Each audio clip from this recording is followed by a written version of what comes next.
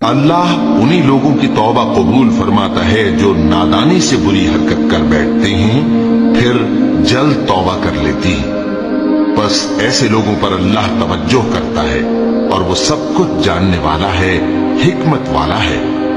और ऐसे लोगों की तौबा कबूल नहीं होती जो सारी उम्र बुरे काम करते रहें, यहां तक कि जब उनमें से किसी की मौत आ मौजूद हो तो उस वक्त कहने लगे कि अब मैं तौबा करता हूं। और न उनकी तौबा कबूल होती है जो कुफ्र की हालत में मरे।